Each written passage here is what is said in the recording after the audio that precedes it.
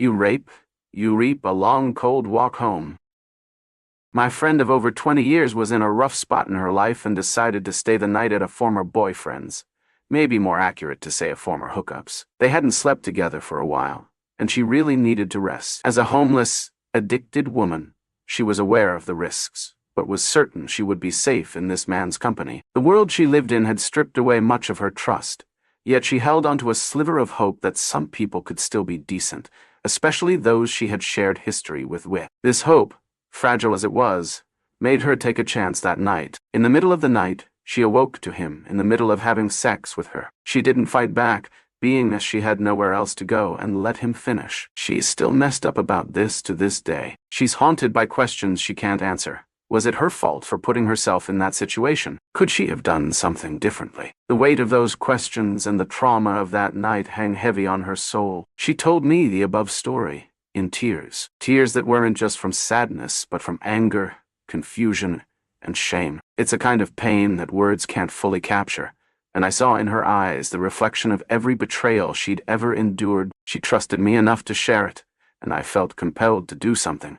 Anything, to balance the scales in some way. Recently, I had the opportunity to hang out with this mutual acquaintance. He had come on to me several times, and I figured I could leverage that to exact whatever form of revenge reared its head. The thought simmered in my mind. Not just for her, but for every woman who has been violated and left without recourse. I wanted him to feel a fraction of the vulnerability and powerlessness he'd inflicted on her. The night we hung out was a cold one. While he was in his friend's house dropping off an order, did I forget to mention this guy was also a drug dealer? He had left his bicycle, his money, the remainder of his drugs, and his jacket. He trusted me enough to leave everything important to him behind. Irony has a way of presenting opportunities at just the right moment. I had fallen asleep while waiting. Once I woke up 30 minutes into his visit. Alone and in my truck, I thought, here's my chance. Every second felt like a decision point, but I knew in my gut that this was the right thing to do. I drove off and left him, along with all of his stuff. The cold would keep him company that night, and maybe the silence would give him time to reflect. The next day I wrote him this. You may be asking yourself, why did this happen to me? Why me? Was it something I did? Was it something I said? I thought we were friends. I thought I could trust this person. I thought this person would never hurt me or harm me, or if they did, I would know why. I imagine you feel betrayed and lost. Maybe not so much lost, but pissed off. You may wonder about your judgment of character. You think maybe this other person is just evil.